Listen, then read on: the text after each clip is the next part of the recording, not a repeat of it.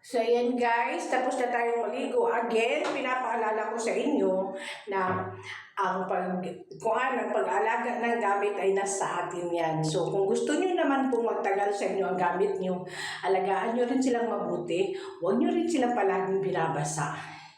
Napatunayan nyo na binabasa, pwede siyang basahin at hindi siya agad-agad na kumukupas. O, di ba? So, talagang durable siya at mirror copy siya na pwede mo na rin masabing na, okay, I'm wearing like a real gold. Okay? So, nasa sa inyo na rin yan kung paano nyo ingatan at alagaan ang inyong mga gamit.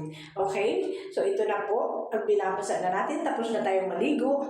So, nasa ating kamay pa rin ang